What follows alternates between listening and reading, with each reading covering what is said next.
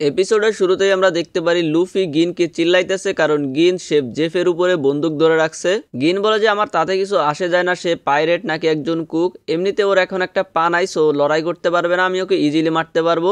তবে গিন সানজিকে বলে যে আপনি এখান থেকে চলে যান কারণ আমি আপনাকে মারতে চাই না। সানজি বলে যে এই শিপ খালি করে তো আমি কোথাও যাব না। শেফ জেফকে চাইলে তুমি মেরে ফেলতে পারো কারণ সে এমনিতেই বুড়া হয়ে গেছে, কিছু করতে পারে না, আর আমাদের খাবারও তার পছন্দ হয় না। শেফ জেফ বলে যে একটা বাচ্চার কাছ থেকে আমার এইসব শুনতে হচ্ছে, যেটাতে সানজি চিল্লায় ওঠে যে ছোটবেলা থেকেই আমাকে বাচ্চা বাচ্চা বলে আসতেছো, এখন আর আমি কোনো বাচ্চা নাই। আর এসব দেখে অন্য শেফরা সানজির উপরে রাগ করে যে ভাই শেফ জেফ মরে যাইতেছে আর তুই ওর সাথে চিল্লাইতেছিস।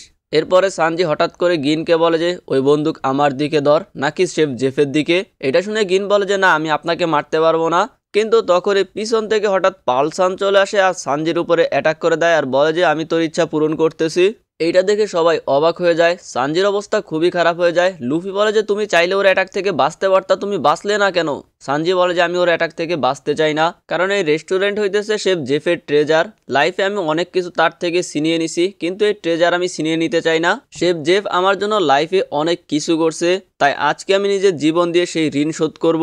এরপরে সানজি কিছুটা উঠে দাঁড়ায় আর পিছন থেকে পালসান সানজির দুই পাশ থেকে ওর যে শিল্ড আছে ওইটা দিয়ে মেরে দেয়, যেটাতে সানজির পুরো মুখের অবস্থাই খারাপ হয়ে যায়। সানজি আস্তে আস্তে নিচের দিকে পড়তে শুরু করে আর ওর ছোটবেলার কথা মনে পড়তে থাকে। আমরা পিঙ্ক কালারের একটা শিপের মধ্যে সানজিকে দেখতে পারি। বেসিক্যালি এটা একটা রেস্টুরেন্ট যেখানে সানজি কাজ করে। সানজি ওইখানে থাকা শেফদেরকে বলে যে একদিন আমি অবশ্যই অল ব্লু সি খুঁজে বের করব। শেফগুলো হাসতে থাকে আর বলে যে অল ব্লু বলতে কিছু নাই, এটা জাস্ট একটা কল্পনা। সানজি বলে যে অবশ্যই হয়, east blue, West blue, north blue এবং সাউথ ব্লু, এই চারটা সমুদ্রের মাছ একটা জায়গায় একত্রিত হয় যেটারে হইতেছে অল ব্লু বলে, আর ওইটারে আমি অবশ্যই খুঁজে বের করব। এরপরে আমরা দেখতে পারি ওই শেফগুলো খাবার খাওয়া শুরু করছে। সানজি খাবার ফেলে দিতেছিল, বেসিক্যালি এই শেফগুলো ওই খাবার খাইতেছিল যেগুলো মানুষ খেতে না পেরে ফেলে দিয়ে গেছে, সেইগুলো এই শেফগুলো খাইতেছিল। তো এইটা দেখে সানজি ওদেরকে বলে যে তোমরা কি করো ভাই, মানুষের ফেলে দেয়া খাবার তোমরা খাইতেছো, এগুলো খাওয়া একদমই ঠিক না। শেফগুলো বলে যে সমুদ্রে একটা আজব জায়গা, এখানে কখন কি হয় কিছুই বলা যায় না, তাই এইটাই বেটার যে তুমি কোনো খাবার ওয়েস্ট না করো। শেফগুলো সানজিকেও ওদের সঙ্গে খাবার খাইতে বলে। সানজি বলে যে এগুলো আমি জীবনেও খাবো না। এর মধ্যেই বাইরে থেকে চিল্লানোর আওয়াজ আসে যে আমাদের শিপে পাইরেটের আক্রমণ হয়েছে। সানজি অনেক ভয় পেয়ে যায় কারণ এর আগে ও কখনোই পাইরেট দেখে নাই। আমরা দেখতে পাই সানজিদের রেস্টুরেন্টে আর কেউ না, শেফ জেফ আক্রমণ করছে। সানজি বলে যে এদের হাতে তো আমি কখনোই মরবো না। সানজি নিজের রান্না করার চাকুটা নিয়ে শেফ জেফকে মারার জন্য সামনের দিকে আগায় যায়। বাকি শেফরা সানজিকে থামানোর চেষ্টা করে যে যাইস না, তোকে মেরে ফেলবে, কিন্তু সানজি তাও শোনে না। আর শেফ জেফের সামনে গিয়ে যখন পৌঁছায় শেফ জেফ ওকে লাথি মেরে অনেক দূরে ফেলে দেয়। সানজির অবস্থা খারাপ হয়ে যায় কিন্তু তারপরও বলে যে আমি মরবো না। এরপরেও শুয়ে শুয়ে শেফ জেফের কাছে এসে পৌঁছায় আর শেফ জেফের পা কামড়ানো শুরু করে। জেফ আবারও সানজিকে একটা লাথি মেরে দেয়। সানজির অবস্থা আরো খারাপ হয়ে যায়, বাট তারপরও পরে পরে বলে যে এইরকম পাইরেটদের হাতে তো আমি মরবো না। এর মধ্যে পাইরেটরা শেফ জেফকে বলে যে আমরা অনেক কিছু পাইছি, চলেন এখান থেকে চলে যাই, মানে ওদের লুট করা হয়ে গেছে। কিন্তু সানজি ওইখানে শুয়ে শুয়ে কান্না করতেছিল আর বলে যে আমি এইভাবে মরতে পারি না, আমাকে অল ব্লু দেখতে হবে। আর অল ব্লু এভাবে কান্না করতেছিল। শেফ জেফ সানজিকে দেখতেছিল, এর মধ্যেই সেইখানে বিশাল একটা ঢেউ আসে যার ফলে সানজি সমুদ্রের ভিতরে পড়ে যায়। আর শেফ জেফ সানজিকে বাঁচানোর জন্য সমুদ্রে ঝাঁপ দেয়। এটা দেখে সবাই অবাক হয়ে যায় যে একটা বাচ্চাকে বাঁচানোর জন্য শেফ জেফ সমুদ্রে ঝাঁপ দিছে। এর মধ্যে শেফ জেফ খেয়াল করে যে জাহাজ সম্পূর্ণভাবে ভেঙে গেছে আর জাহাজের যেসব কাঠখুঁটি জিনিসপত্র আছে এগুলো এসে সমুদ্রের ভিতরে পড়তে শুরু করে। আর এই সব জিনিসের মধ্যে শেফ জেফের একটা পা আটকে যায়। শেফ জেফ খেয়াল করে যে সামনে সানজি ডুবে যাচ্ছে, বেশি লেট করলে সানজি মারা যাবে। শেফ জেফ পাশে থাকা একটা অ্যাঙ্কার দিয়ে নিজের পাটা বেঁধে নেয় আর এত জোরে টান দেয় যে তার একটা পা ওইখানেই থেকে যায়, অর্থাৎ পাটা কেটে বের হয়ে আসে। এরপর শেফ জেফ সানজিকে বাঁচিয়ে নেয়। আমরা পরের দিনের সিন দেখতে পারি সানজির চোখ খুলে ও উঠতে চেষ্টা করতেছিল বাট উঠতে পারে না। শেফ জেফ বলে যে চেষ্টা করো না, কারণ আমার লাথি খাওয়া পরে কেউ 2-3 দিনের ভিতরে উঠতে পারে না। সানজি জিজ্ঞাসা করে যে আমাদের শিপ কোথায়। শেফ জেফ বলে যে আমাদের 2টা শিপই সমুদ্রে ধ্বংস হয়ে গেছে আর হারিয়ে গেছে। শেফ জেফ সানজিকে পরিস্থিতি বোঝায় যে দেখো আমরা সমুদ্রে ঢেউয়ের কারণে এই দ্বীপে এসে পৌঁছাইছি এবং এর আশেপাশে না কোনো মানুষ আছে না কোনো মাটি আছে, তার মানে আমরা এখানে ফেসে গেছি। আর আমাদের কাছে বেশি খাবারও নাই, অ্যাটলিস্ট আমাদের কাছে সমুদ্র আছে, তার মানে এখানে মাছও আছে। কিন্তু সমস্যা হলো আমরা যদি মাছ ধরার জন্য নিচে নামি তাহলে এই দ্বীপটার যে শেপ এইটার কারণে আমরা আর কখনোই উপরে আসতে পারবো না।